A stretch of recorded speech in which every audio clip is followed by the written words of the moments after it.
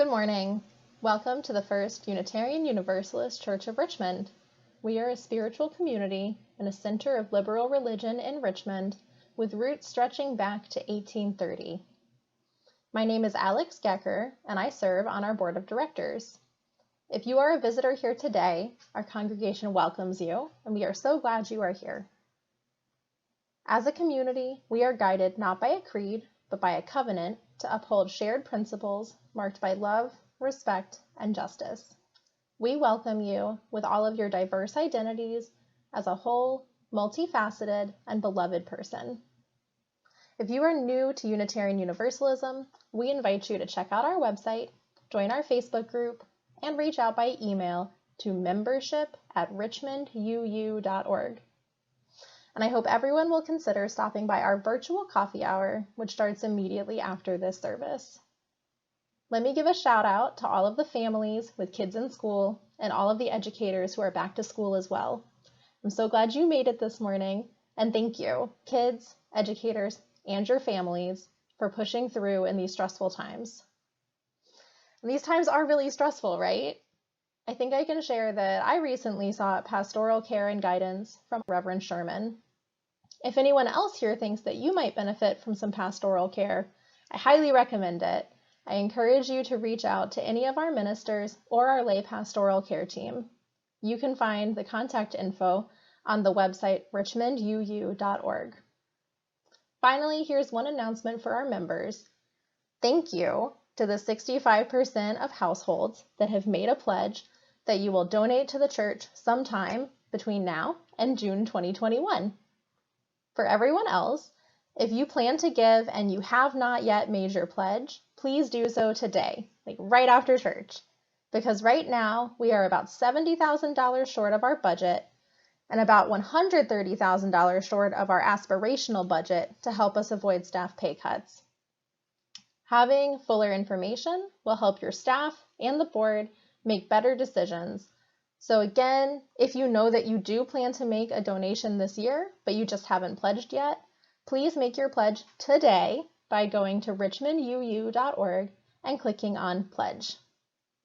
Finally, I will just say that I miss you all, but I'm glad we're here together in this way. With that, welcome to this joyful Sunday made sacred by all of us being together, worshiping and sharing our time with each other.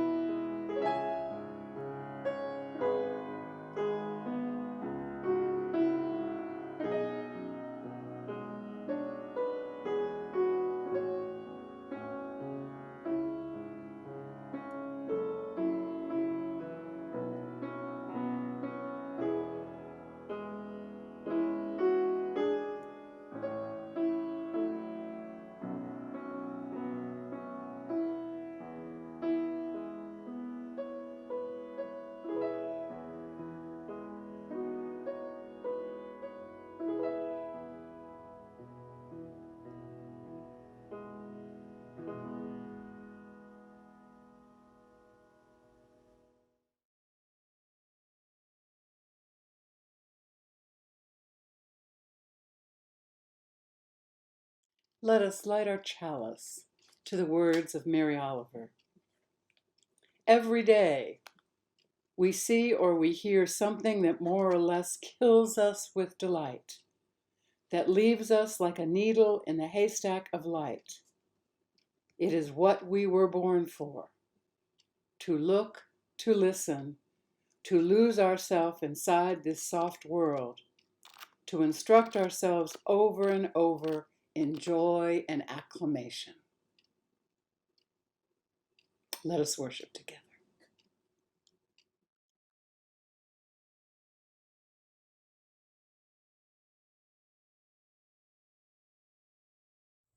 Good morning. Welcome to our time of worship. We're so glad you could join us.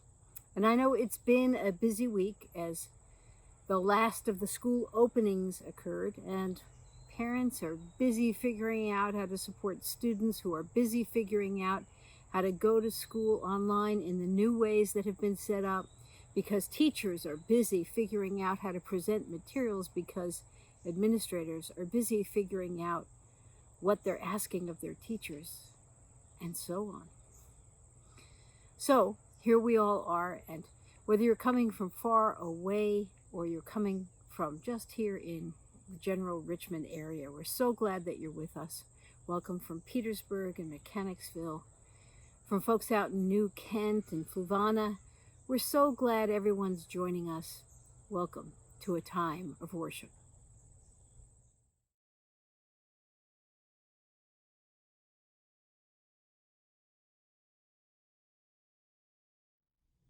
Our reading for this morning is The Moments of My High Resolve by Howard Thurman. Keep fresh before me the moments of my high resolve.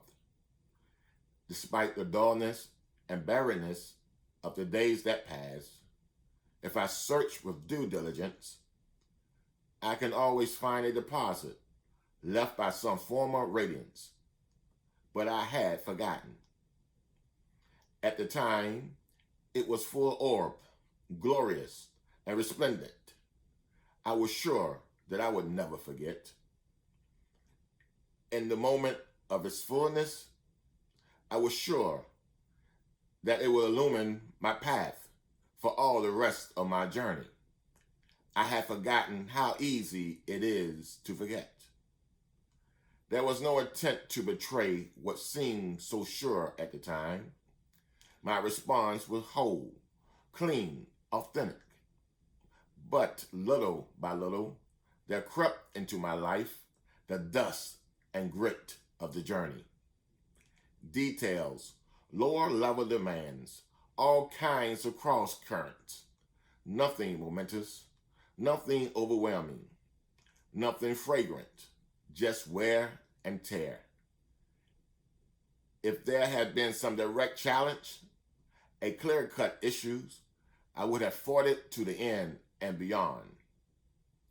In the quietness of this place, surrounded by the all-pervading presence of God, my heart whispers, keep fresh before me the moments of my high resolve, that in fair weather or in foul, in good times or in tempest, in days when the darkness and the foe are nameless or familiar, I may not forget that to which my life is committed. Keep fresh before me the moments of my high resolve.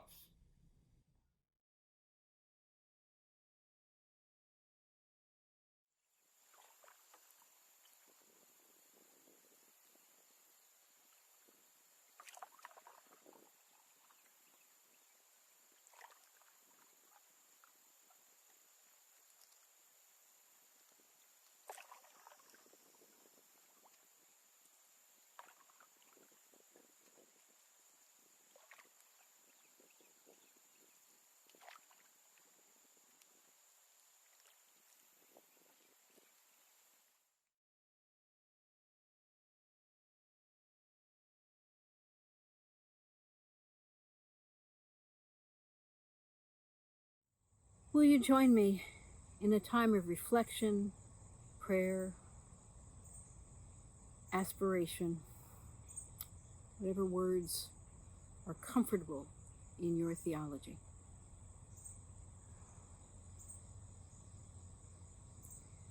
Spirit of love, spirit of giving, spirit of justice and peace and hope. Teach us to long to connect with sacred space, to create that space generously,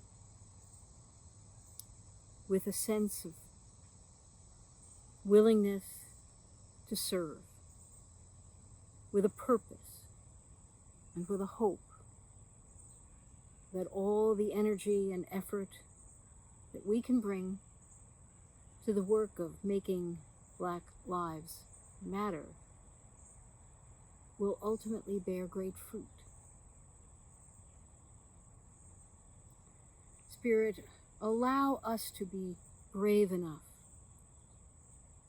to inventory our arrogances and our shortcomings, and mainly our fears that keep us separated from the greater part of humanity, because we fear loss of control, of command,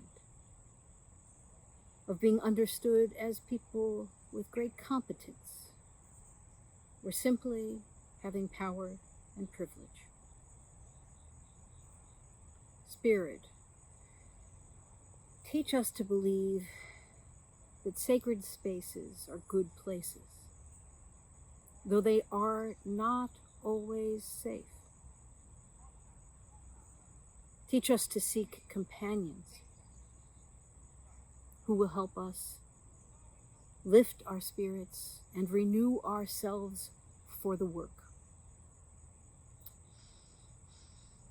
And Spirit, give us joy along the way for those companions, for the people with whom we do this work, for the community that accepts and loves us, who used to make us coffee and now make us coffee hour.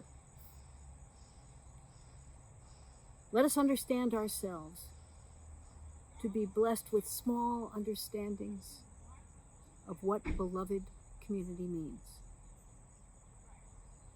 And teach us to steep ourselves in those small understandings so that our hearts, our minds will be changed over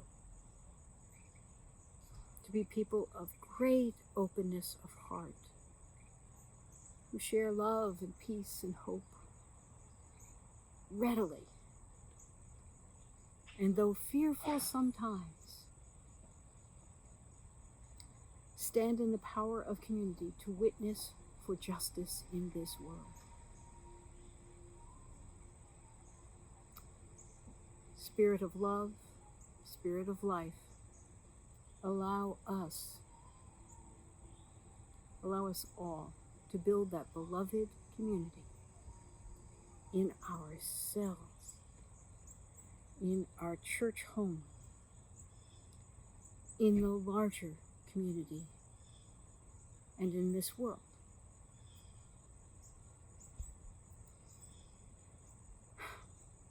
May it be so. Ashe, Amin, Amen. Blessed be.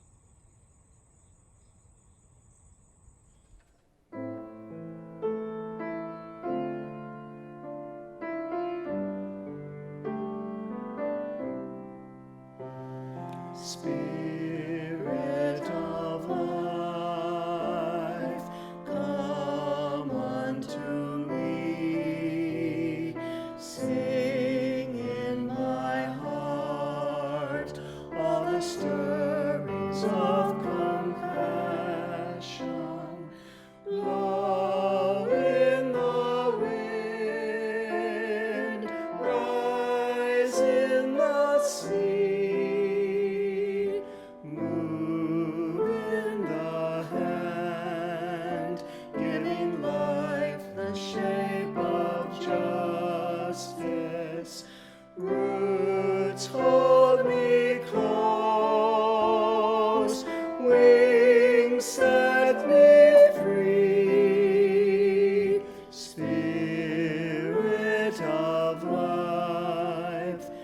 come to me, come to me.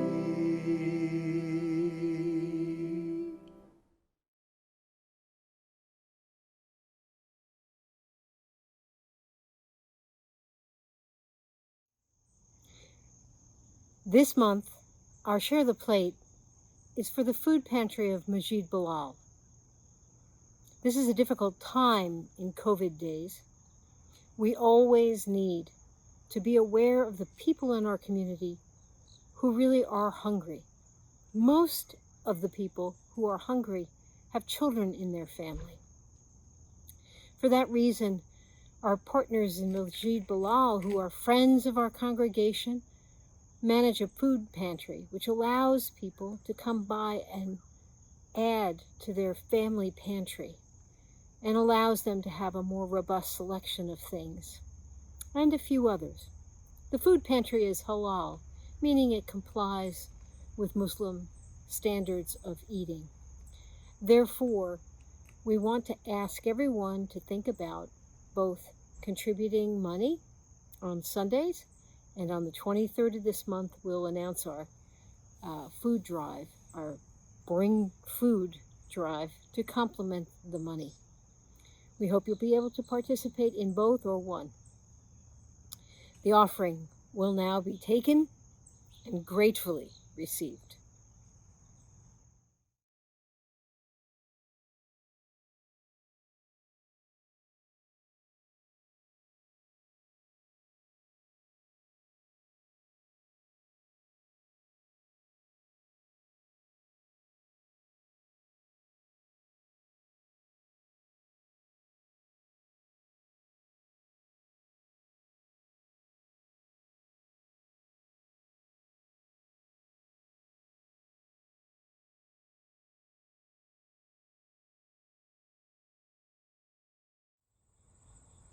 This week is the 57th anniversary of a horrendous event that took place in Birmingham on a Sunday morning at the 16th Street Baptist Church.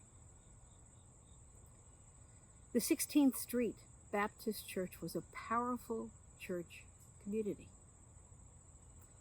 It was there that the Black community would often gather in rallies, before demonstrations, or before advocacy. It was at the 16th Street Church that the pulpit rang out with the tones of Shuttleworth and King and demanded opportunity and equality. It was from the meeting rooms of the 16th Street Baptist Church that interfaith leaders and ecumenical leadership gathered to plot and to plan how they could push forward a fair agenda. And it was at the 16th Street Baptist Church where a man named Robert Chambliss did his worst. Chambliss was responding to the news that Birmingham schools would integrate. He responded by buying 127 sticks of dynamite.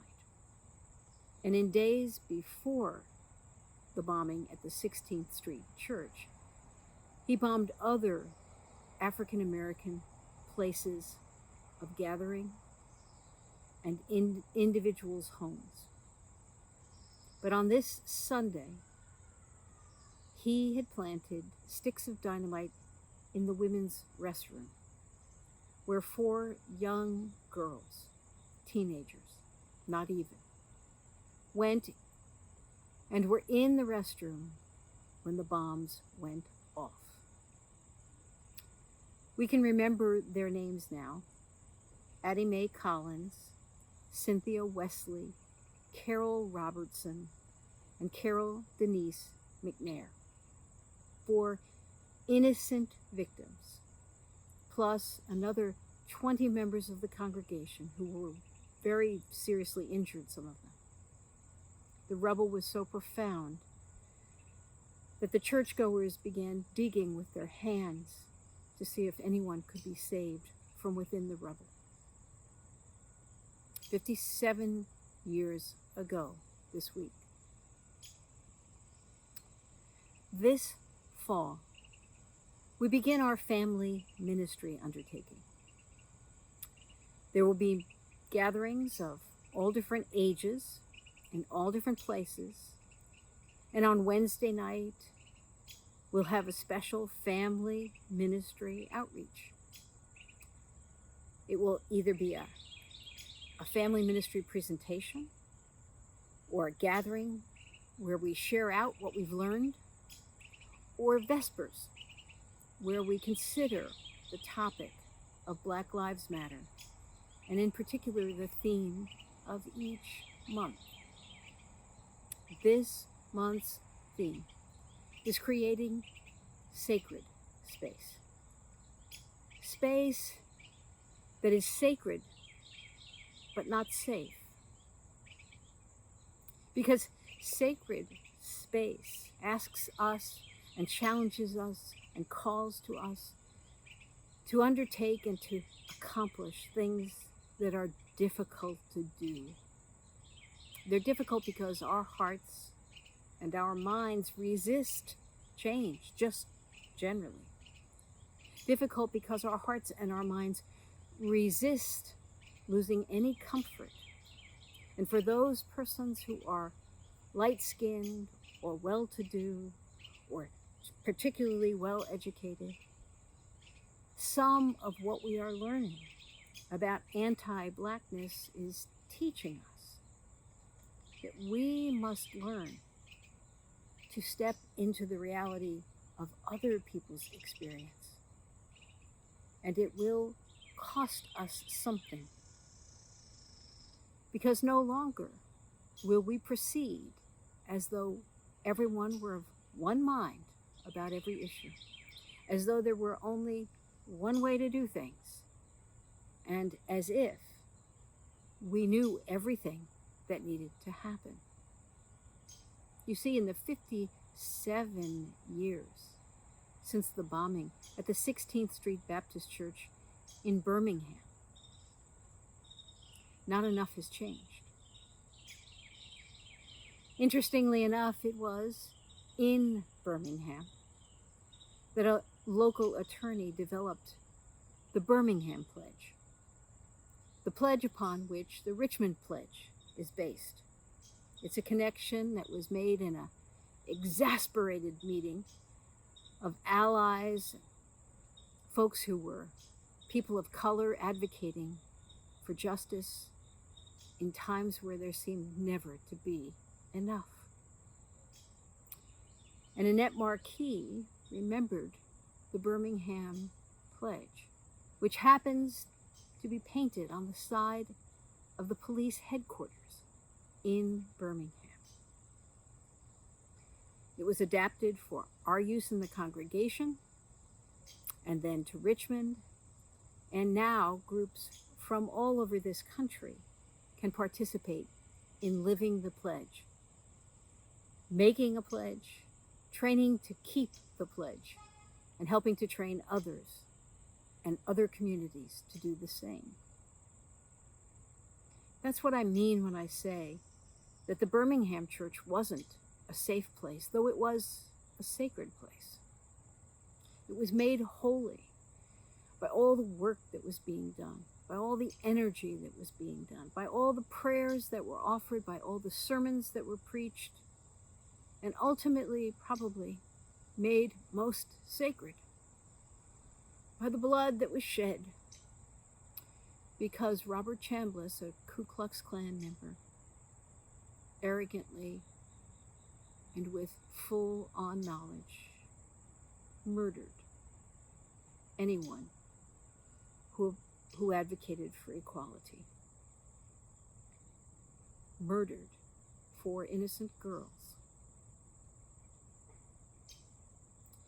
Sometimes people ask me, should we take the Black Lives Matter banner down? Would that be safer? Sometimes people say, you know, I'd like to do something other than racism. What else could we study that's different this year? Sometimes people say to me, the statues are down. That's a good sign. We're healing, which is a lot like what they said about the election of Barack Obama as signaling the end of racism. But we don't need to remember far even to our own history to name the numerous people who we have watched perish on video, the countless others who have been killed in violence and other exchanges with police or vigilantes. George Zimmerman comes to mind. The truth of the matter is what we said at the annual meeting when we passed a resolution which said that we'll stay at this work. As a religious community, we will stay at the work of confronting racism and anti-Blackness, confronting white supremacy, as long as it's necessary, until justice is won. And while those 4 young girls died 57 years ago, the effects of racism continue to prey upon the children of Richmond and other communities where great swaths of inequality are evidence, perhaps now more than ever, where inequality visits upon people of color in health issues, for lack of insurance, for vulnerability to illness, for lack of treatment, for low income and inability to pay for services, and of course for higher rates of exposure when work puts them in places that are among the riskiest of places. What we face now requires us to step into a serious, ongoing effort. We can't ever think, I've learned that, I know that. And here to share with you a little proof of that truth, let me just say this. Though we imagine ourselves as a community to be progressive, to be enlightened, to be well-motivated people who are capable of many things, sometimes our very behavior repels people of color from being with us. It still happens that people say things which are considered aggression, is considered offensive by people of color. It still happens that well-meaning people offer offense and don't even know that they have done so. I'd love for there to be a month where that goes by and no one says those things to me, but I'm grateful for the trust of people of color in our congregation who share with me those disappointments they see and the ones that I see. I remind us all that the Richmond Pledge begins with a very strong notion of where we should do the work of anti-racism. If it is my offense, if it is my speaking unaware, if it is my thoughtlessness, if it is my fault, then I need to grow in my understanding of how to live in a beloved community. All of us need to do that. Nobody is perfect. All of us need to consider ourselves and others a learning community. All of us need to be motivated to continue to grow so that we might put aside old ways of doing things that lead to unwelcoming for people of color in our community and in the larger community. All of us need to work together to bring to the center of our concerns the concerns of people who have been at the margin, to bring to the center of our congregation people of color who can articulate for us what it is that needs to change in order for this to be fully their community as well. And as that happens, and when that happens, we become a little bit more like a beloved community. We will learn to set aside some practices which are very highly valued in European cultures or white American cultures, which are perhaps even offensive and destructive to other people. We will stop rushing in to every question with our light-skinned answers and our lack of experience for the whole of the community. And we will show in that way that we are working to change this world away from its great inequality, which has persisted amazingly, because it persists in the hearts and the minds of people who are in leadership positions. For our church to make that change will mean that our church is not a safe space. It may be a sacred space, but it won't always be a safe space in the sense that we would be unchallenged and comfortable. No, instead, becoming a beloved community means loving and caring for one another, to speak honestly of the effects of all of our actions, to talk with one another as they did in the 16th Street Baptist Church, to encourage one another and to buoy up their courage when witness was required and action needed to be taken. For those people, there was no safe space. It was made abundantly clear to them that their lives were not considered very important, and that there were people ready to snatch from them any sense of freedom, liberty, or life. And Robert Chambliss was only one person. Because though it was known to the FBI that he had perpetrated the crime, J. Edgar Hoover and others hid incriminating evidence and protected him from prosecution. All the way up to the very top of our national law enforcement organization, there was protection for Ku Klux Klan members. No wonder it remains a struggle. But no wonder people gather in religious community to remind one another of their highest aspirations, their greatest values, and what those aspirations must cost. That is the good trouble that John Lewis talked to us about. John Lewis, who was arrested 40 times, beaten tremendously, and came again and again and again to witness to hope.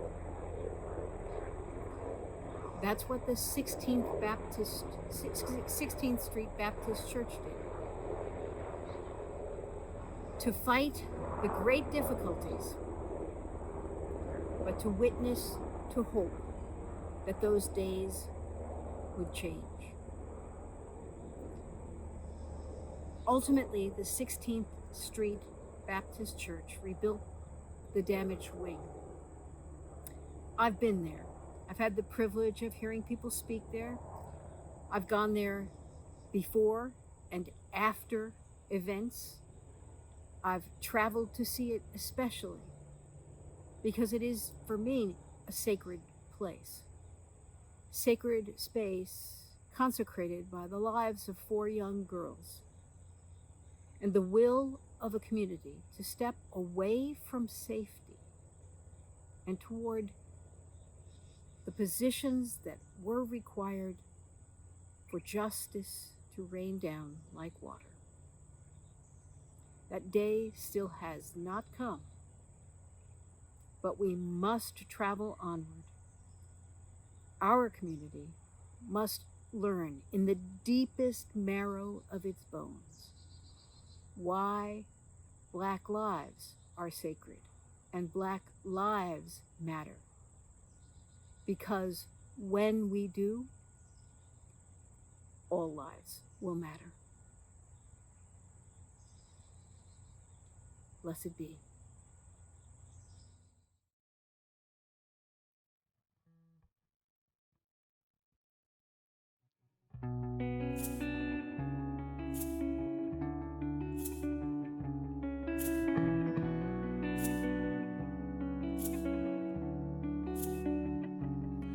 In this ever-shifting waters of the river of this life, I was swimming, seeking comfort.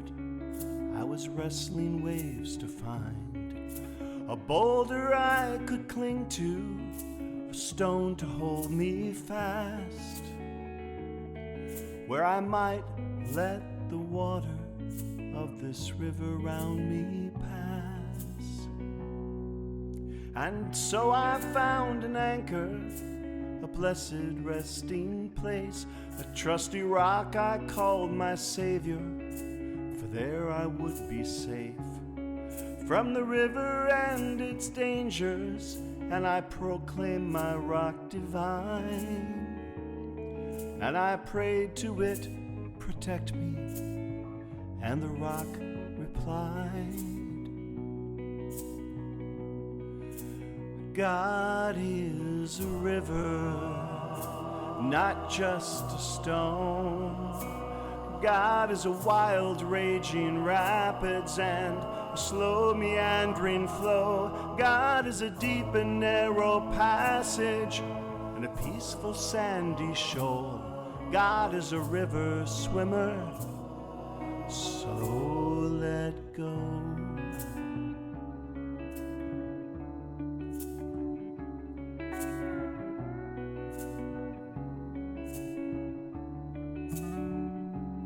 Still I clung to my rock tightly with conviction in my arms, never looking at the stream to keep my mind from thoughts of harm. But the river kept on coming, kept on tugging at my legs, till at last my fingers faltered and I was swept away.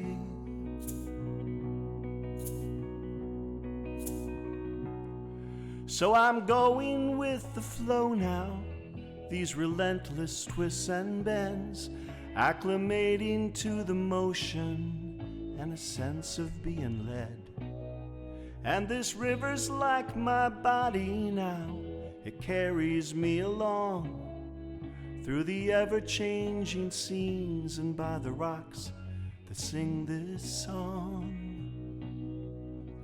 God is a river, not just a stone. God is a wild raging rapids and a slow meandering flow. God is a deep and narrow passage and a peaceful sandy shoal. God is a river swimmer, so let go.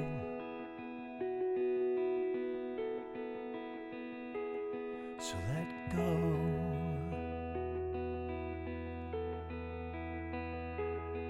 Let go.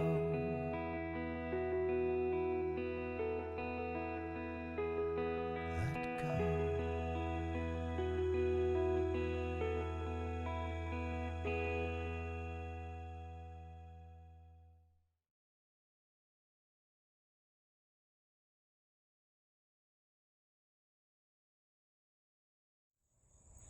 We extinguish our chalice to signal the closing of our time together here online, but not at all our time together as a community. That we carry with us throughout the week, for one another, with one another, in hope.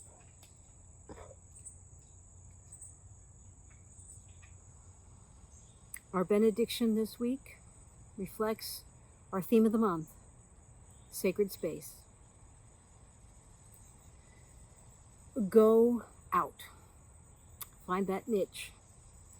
One small space where you gather an object or two or seven that remind you of your high aspirations, of the things in this world which you wish to see become real. Go to that space when you need calm, when you need hope, when you need patience, and when you need strength. And remember to connect yourself in that space to all the other people in the world who need the same things for the same reasons. It is a beautiful thing to be in community with them. So though you might gather in your sacred space separately from my sacred space, together they begin to renew the world. May it be so. Blessed be. Families, I hope you have a great week, second week of school, fourth week of school, whatever it is for you. I hope everyone is here next Sunday. And if you can join us for Vespers on Wednesday, we will be talking about sacred space.